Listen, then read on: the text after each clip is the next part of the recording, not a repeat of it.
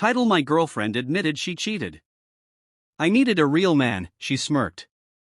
My friends took her side, I just smiled, took my keys, and left. This morning, my phone blew up with 32 missed calls. It was a Friday night. We were at our usual spot. Low lights, cheap drinks, the kind of place where birthdays and breakups blend into background noise. She wore my hoodie. The one she always borrowed.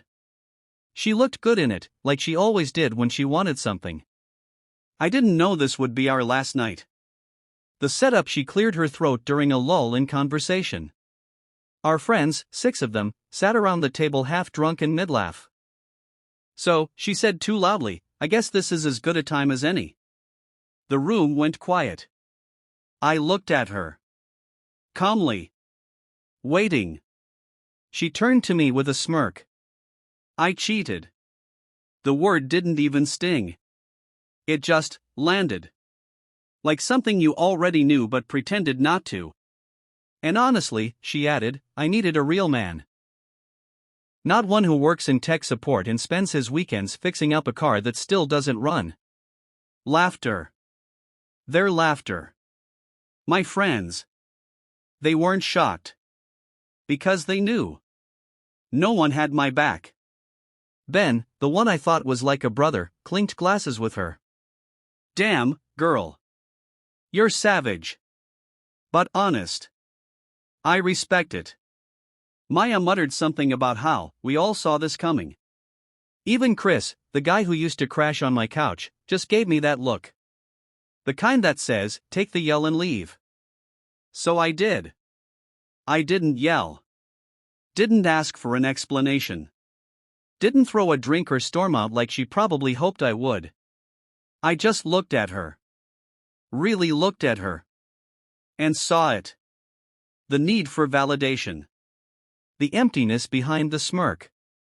The desperation to seem like she'd won something. And then I smiled. Tossed my keyring up. Caught it. Cool. That was it. Then I turned and walked out. They laughed harder after I left. I heard it as the door swung shut behind me. But here's what they didn't hear. The plan that had just formed in my head. Because I wasn't going to fight for anyone who mocked me. I was going to become someone they couldn't ignore. And she couldn't reach. I met Emma 3 years ago at a coffee shop near campus. She was reading The Bell Jar, wearing black nail polish and a chipped ring on her thumb. I asked about the book. She looked up and said, only depressed people read this in public. Then smiled. That was it. We clicked. Fast, deep late-night drives. Dumb inside jokes. Falling asleep with her head on my chest like it was the safest place on earth. She used to tell me, you're my peace. I believed her. The good days. She used to bring me lunch when I worked late. Used to call me her anchor. The one who kept her from spinning out when life got overwhelming. When I fixed up that rusted out '92 Civic in the garage, she'd sit with me, pass me tools, play music. We weren't rich. We weren't flashy. But we were solid. Or so I thought. The drift. The change was slow. She started going out. More. Girls' nights turned into don't wait up texts. She stopped coming to the garage. Started rolling her eyes when I talked about building my own IT consulting business. You're always chasing things that take too long, she said once. I didn't fight her on it. I thought she was just stressed. Burned out. But the truth? She was already looking for someone faster. Louder. Flashier. And that someone turned out to be Caleb. A bartender with a six-pack and the personality of a wet sponge. The friends shifted. 2 Ben started hanging out with her more than with me. Chris didn't want to take sides. Even Maya, who once cried on my shoulder over her breakup, ghosted me. I didn't lose a girlfriend that night at the bar. I lost a circle. And yet, something in me clicked into place. Not rage. Not depression. Clarity. They didn't betray me because I was weak. They betrayed me because I was quiet. And they thought that meant I wouldn't respond. They were wrong. The first night after the breakup, I didn't sleep. I laid in bed, staring at the ceiling, reliving every second of that bar scene. Her smirk. Ben's laugh. The way they looked at me like I was the punchline of a joke I hadn't heard yet. The next morning I opened my phone. No apologies. No missed calls. Just one group text. Chris. Hey man, hope there's no hard feelings. Let's all try to be mature about this. Right? Mature. Like laughing in my face while my girlfriend nuked our relationship in front of people I once called friends. I shut it all off. Deactivated my social media. Blocked them. Deleted old photos. Wiped her contact, but not the memory. Then I took one last look in the mirror. Not for pity. For inventory. Because if they all saw someone disposable, I needed to build someone undeniable. The plan I started small.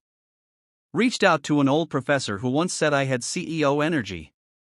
Took night classes in cybersecurity. Woke up at 5 a.m. every day and ran, even when my body screamed not to. Ate clean. Trained harder. Read more. And most importantly, I worked. 12 hours a day. Sometimes more. Consulting. Freelancing. Fixing networks for local businesses. I said yes to everything. While they drank and posted and celebrated betrayal like it was a personality trait. I was building a version of myself they wouldn't recognize. No one knew where I went. Not Ben. Not Maya. Not Emma. Especially not Emma. She didn't reach out. Didn't apologize. She was too busy posting soft-lit selfies with Caleb and captions like, "Love always wins." Cute. Let's see how long love lasts when the money dries up, the thrill fades, and the man you left behind isn't behind you anymore. He's 10 steps ahead. Month 2 after the breakup. No texts. No messages. No trace of my old life. Just calendars, routines, and silence. And I loved every second of it. Work blew up.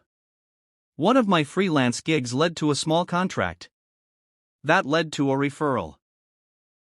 That led to a retainer. Before long, I was making more in a month than I used to make in 6. I registered my own LLC. Built a clean, quiet website. Started getting DM'd by businesses that used to ignore my applications. All without posting once. All without telling anyone. Because the most satisfying growth is the kind no one sees until it's done. The physical glow up. I dropped 18 pounds. Cut carbs. Ran 6 days a week. Lifted heavy. Cleaned up my skin. Got a real haircut. Confidence didn't come from compliments. It came from discipline. I started dressing sharper, not to impress, but because I finally respected myself enough to look like it. One night I caught my reflection in a store window. I stopped and stared. Would she even recognize me now? Didn't matter. This version of me wouldn't have tolerated her for 5 minutes. The social ripple I wasn't posting. But others were. I started popping up in tagged photos. Client launches. Networking events. Charity runs. A few of Emma's friends still followed those people. And suddenly, my phone started buzzing again. Maya. Hey stranger. You look good. Hope you're doing okay. Ben. Heard you started your own thing. That's wild. Respect Chris. Dude. Your name came up in a client meeting, lol. You killing it? I ignored all of them. Because the version of me they knew didn't exist anymore. They killed him when they laughed. I just buried him right. Then came the first slip. Emma posted less. then stopped altogether. 2 months clean. Then, a blurry IG story from a mutual friend's birthday. Her in the background. Alone. Looking older. Not glowing. No Caleb. No caption. Nothing about real men or leveling up. Just a girl sitting in the back of a party that used to be hers. I didn't smile. Didn't feel smug. I just felt done. Not vindicated. Detached. Because when someone rips you apart in public and you rebuild in private, there comes a moment when even their name loses weight. It happened on a Sunday. Gray sky. Coffee brewing. I was reviewing a pitch deck when my phone started lighting up. One call, then another, then 32 missed calls in a span of 2 hours. Emma, Ben, even Maya. They all came pouring in like smoke from a house fire no one admitted was burning. First, the texts. Emma. I know I'm the last person you want to hear from, but, please. Can we talk? Emma. Everything fell apart. I just need 5 minutes, please. Emma. I messed up. You didn't deserve that. I see that now. Then Ben chimed in. Ben. Yo man, I was wrong, real talk. We all were. Ben. She told us stuff. Said you weren't treating her right. I didn't know the truth. Right. They never do until they're not invited anymore. Then Maya. I was a coward. You were always the real one. We picked sides and now she's crying on my couch. Maya. She says you won't respond. Are you okay? I was fine. She wasn't. And the irony? They spent months treating my silence like weakness. But now? It was driving them insane. The last message from Emma. It came at midnight. Emma. I thought I wanted someone exciting. What I got was someone fake. Caleb left. He cheated. He's broke. I'm broke. I miss you. God, I miss you. Emma. You didn't deserve what I did. I see that now. You were the best thing in my life. Emma. Please just respond. Please. I sat with that one for a while, watched the typing bubble come and go. Then I locked my phone, set it face down, and went to sleep. Because by the time they realize what you are worth, you're too busy becoming the version of yourself they never deserve to meet. I woke up the next morning to another wall of texts. You probably hate me. I understand if never want to see me again. But please, just say something. I miss who we were. I miss who I was with you. The part that hit me most? Not the begging. Not the regret. It was the phrase, who I was with you. Because that's what hurt the most, didn't it? She didn't lose me. She lost the version of herself that existed when I believed in her. And that? She was never getting back. I typed. Slowly, no anger. No theatrics. Just clarity. Me. You didn't just choose someone else. You celebrated humiliating me. You made it a show. And when I left, I didn't just walk away from the relationship. I walked away from the person who thought I wasn't enough. I'm not angry. I'm not bitter. I'm just done. Take care of yourself. Then I blocked her number. Final closure.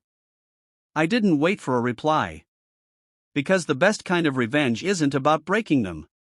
It's about becoming so unshakably whole, they can't even picture themselves in your life anymore. And while they spin in regret, you sleep. Peacefully. Because revenge isn't always about fire. Sometimes it's just never looking back. Was this revenge justified? Or was it something more? If the story gripped you, if it made you think, feel, or remember, don't just scroll. Tap like. Hit subscribe. Share it. Because around here, every betrayal has consequences. And every subscriber fuels the next haunting tale. Drop your thoughts in the comments. We read everyone. Thank you for being part of Lauren's story.